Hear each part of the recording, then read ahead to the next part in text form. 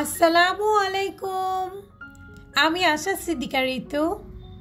খুবই এলোমেলো আর অগোছালো একটা ব্লগ নিয়ে আপনাদের মাঝে হাজির হয়ে গেলাম। আশা করছি কাছে দূরে যে যেখান থেকে আমার এই ভিডিওটি দেখছেন সবাই অনেক ভালো আছেন, আর আল্লাহ তাআলার অশেষ রহমতে আমিও আলহামদুলিল্লাহ অনেক ভালো আছি। কি এমন বিপদে পড়েছিলাম আমি এবং আমার পরিবারের সবাই মিলে, যার কারণে বিগত 1 মাস আমি আপনাদের সাথে কোনো ভিডিও শেয়ার করতে পারিনি। সেটা নিয়েই আমি আজকে কিছু কথা বলবো। আমার প্রিভিয়াস ভিডিওগুলো যারা দেখেছেন তারা নিশ্চয়ই জানেন সব কিছু মিলিয়ে আমার দিনকাল কিন্তু আলহামদুলিল্লাহ খুব ভালোই যাচ্ছিল। তো আপনারা তো সকলেই জানেন আমার হাজব্যান্ড কিছুদিন আগেই দেশের বাইরে গিয়েছিল, আর বিপদের সূত্রপাতটা হয়েছিল ঠিক ও যেদিন দেশে এসেছিল সেই দিন থেকেই। আমার হাজব্যান্ড যখনই বাংলাদেশে ফিরেছে তো তার কিছুক্ষণ পরেই আমরা জানতে পারি আমার শাশুড়ি মায়ের খুব শরীর খারাপ। তো রাতটা কোনো মতন পার করে খুব ভোরবেলা আমার হাজব্যান্ড আমাদের পার্সোনাল গাড়িটা পাঠিয়ে দিয়েছিল গ্রামের বাড়িতে ওর মাকে নিয়ে আসার উদ্দেশ্যে। তো আমাদের ড্রাইভার আর সাথে একজন লোক দিয়ে দিয়েছিল। তো দুজনে মিলে গিয়ে আমার শাশুড়ি মাকে ঢাকাতে নিয়ে আসে। যদিও বেশ কয়েকদিন ধরে আমার শাশুড়ি মা বলছিল তার শরীরটা একটু খারাপ, তার বুকের মধ্যে হালকা পেইন হচ্ছে। তো আমরা সবাই যেহেতু একটু দূরে থাকি তো আমরা কিন্তু বিষয়টাকে সেভাবে গুরুত্ব দিইনি। আমরা বারবারই বলছিলাম হয়তো বা গ্যাসের ব্যথা বা অন্য কোনো ব্যথা হতে পারে, তো একটু ঠিকঠাক মতন ওষুধ খান, ব্যথা আল্লাহর রহমতে ঠিক হয়ে যাবে। এই কথাগুলোই কিন্তু আমরা সব সময় আমার শাশুড়ি মাকে বোঝাচ্ছিলাম। তবে সময় বাড়ার সাথে সাথে আমার শাশুড়ি মায়ের বুকের ব্যথাটাও কিন্তু অনেক গুণে বেড়ে গিয়েছিল। তো আমার হাজব্যান্ড বাংলাদেশে ফিরেই যখন এই কথাটা জানতে পেরেছে, ওই কথাটা জানতে পেরেই কিন্তু সাথে সাথে একটু দেরি না করে গাড়ি পাঠিয়ে দিয়ে মাকে ঢাকাতে নিয়ে এসেছে।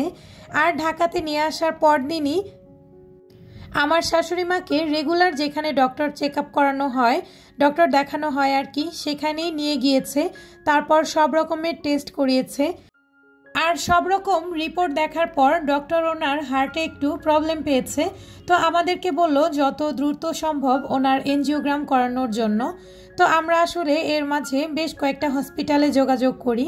তারপর আমাদের যেখানে ভালো মনে হয়েছে সেই হসপিটালেই ওনাকে এনজিওগ্রাম করার জন্য ভর্তি করিয়ে দিয়েছিলাম। তো যেদিন আমরা ভর্তি করিয়েছি তারপর দিনই আমার শাশুড়ি মায়ের এনজিওগ্রামের ডেট ছিল।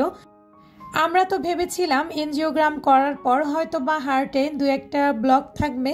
তো আমরা ওভাবে প্রিপারেশন নিয়েই গিয়েছিলাম যে হয়তো বা 1-2টা ব্লক থাকলে সাথে সাথে আমরা রিং কিনে রিং বসিয়ে দিব, আর কোনো ঝামেলা বা টেনশন থাকবে না।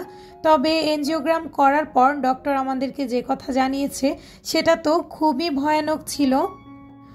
ডক্টর ওটি রুমে আমার হাজব্যান্ডকে ডেকে নিয়ে গিয়ে তারপর ওকে বলছিল আমার শাশুড়ির হার্টে বড় বড়ই 3টা ব্লক রয়েছে, আর সেই সাথে আরও নাকি ছোট ছোট অনেকগুলো ব্লক রয়েছে, আর ব্লকগুলো এমন জায়গায় যেখানে নাকি রিংও পরানো সম্ভব না। তো এখন কি করা উচিত? ডক্টর বলল এখন বাইপাস সার্জারি করতে হবে। তো একদম কাছের মানুষের এমন একটা বিপদ বা এমন একটা কঠিন রোগের কথা শুনে কোনো মানুষেরই কিন্তু মাথা ঠিক থাকে না।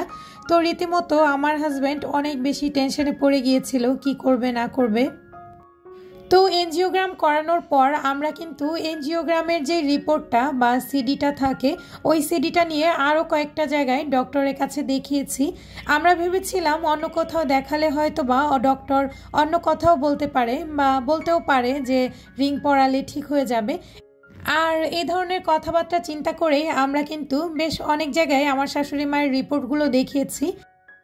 তবে যতবারই ডক্টর দেখিয়েছি সব ডক্টরেরা কিন্তু একই কথাই বলেছে যে ওনার ব্লকগুলো এমন জায়গায় হয়েছে যেখানে রিং পরানো সম্ভব না, তো ওনাকে ওপেন হার্ট সার্জারি করতে হবে। তো সব জায়গায় রেজাল্ট যেহেতু একই, তো এই কারণেই আমরা আর দেরি না করে আমার শাশুড়ি মায়ের ওপেন হার্ট সার্জারির একটা সিরিয়াল নিয়ে নিই। এনজিওগ্রাম করে বাসায় আসার ঠিক 6 দিনের মাথায় আমার শাশুড়ি মাকে আবারও হসপিটালে ভর্তি করতে হয়েছে। আর যেদিন ভর্তি করিয়েছে তার ঠিক 3 দিন পর আমার শাশুড়ি মায়ের ওপেন হার্ট সার্জারিটা করানো হয়েছে। আর ঠিক ওই সময়টাতে আমাদের হসপিটালে থাকতে হয়েছিল 10 দিন।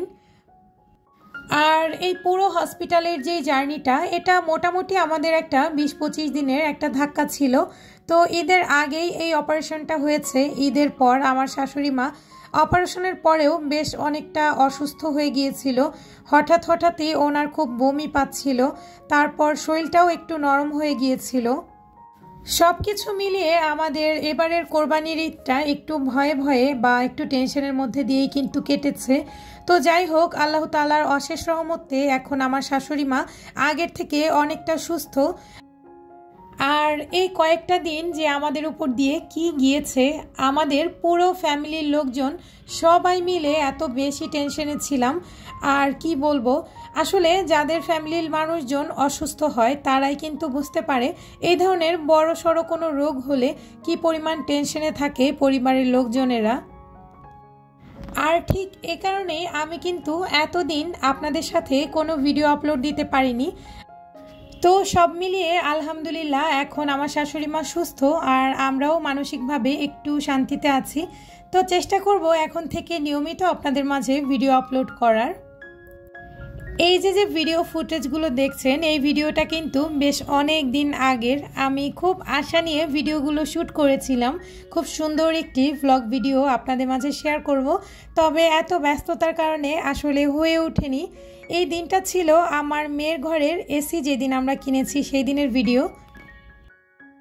আমার শাশুড়ি মা যেদিন ঢাকাতে এসেছেন তার 2-1 দিন পরের হয়তো বা এই ভিডিওগুলো ছিল। উনি আসলে আমার বাসায় আমার মেয়ের রুমেই ছিলেন। তো আমার মেয়ের রুমে যেহেতু এসি ছিল না, আর ওই দিনগুলোতে কিন্তু অনেক বেশি গরম ছিল, তো এই কারণে আমরা খুব ঝটপট চলে গিয়েছিলাম আমার শাশুড়ি মায়ের জন্য এসি কেনার জন্য। তো এসি কিনে তারপর বাসায় আসার পর থেকেই মুষলধারে বৃষ্টি, 2-3 দিন টানা বৃষ্টি নেমেছে। আর বৃষ্টি নামার পর এই তো 2-3 দিন পর আমাদের এসি লাগানোর জন্য লোক এসেছিল। তো দুর্ভাগ্যবশত এসি তো লাগিয়ে দিয়ে গিয়েছে, তবে আমার শাশুড়ি মা তখন হসপিটালাইজড ছিল। আর হসপিটাল থেকে ফিরে আমার শাশুড়ি মা হচ্ছে আমার বড় ভাসুরের বাসায় উঠেছে। আসলে আমার বাসা তো 4 তলায়, আর আমার বাসাতে হচ্ছে লিফট নেই, এই কারণেই আমার বাসাতে আমার শাশুড়ি মা উঠতে পারেনি। এদিকে মায়ের জন্য এসি কিনে আর মাকে সেই ঘরে রাখতে না পেরে আমার হাজবেন্ডেরও অনেক বেশি মন খারাপ ছিল। তো আমিও কি শুধুমাত্র বোঝাচ্ছিলাম যে এখন না থাকতে পারলো, একটা সময় আম্মু সুস্থ হয়ে গেলে তো আমাদের বাসায় সেই ঘরেই মা থাকবে। তো তুমি এত টেনশন করো না, ইনশাল্লাহ আম্মু একদিন না একদিন আমাদের এই ঘরে এসে ঘুমাতে পারবে। এদিকে আমার মেয়ের রুমে তো এসি লাগানোর কাজ চলছে, আর এসির যেই ফোমের মতন জিনিসগুলো থাকে সেগুলো আমার ছেলে এনে এদিকে ঘরের মধ্যে পুরো বিছানার উপরে এগুলো রেখে রেখে খেলাধুলো করছিল। তো ক্ষণিকের জন্য আমি ওকে খেলতে দিলাম। পরবর্তীতে যদিও এগুলো পরিষ্কার করতে আমার অনেক বেশি পেইন খেতে হয়েছে, কারণ যেখানে ঝাড়ু দিয়ে এখান থেকে উড়ে আরেকটা জায়গায় গিয়ে পড়ে, এগুলো আসলে প্রপারলি ক্লিন করা যাচ্ছিল না। আর ফ্যান ছাড়ার পর তো এগুলো পুরো ঘরে একদম মাখিয়ে গিয়েছিল। তো সব মিলিয়ে এই ছিল আমার আজকের ভিডিও। আপনারা সবাই মিলে আমার শাশুড়ি মায়ের জন্য অনেক অনেক দোয়া করবেন, আল্লাহ তাআলা যেন তার নেক হায়াত দান করুন। আর আপনাদের জন্য এবং আপনাদের পরিবারের জন্য অনেক অনেক দোয়া ও ভালোবাসা জানিয়ে আজকের ভিডিওটি আমি এখানেই শেষ করছি। সবাই ভালো থাকবেন, সুস্থ থাকবেন। আল্লাহ হাফেজ। আসসালামু আলাইকুম।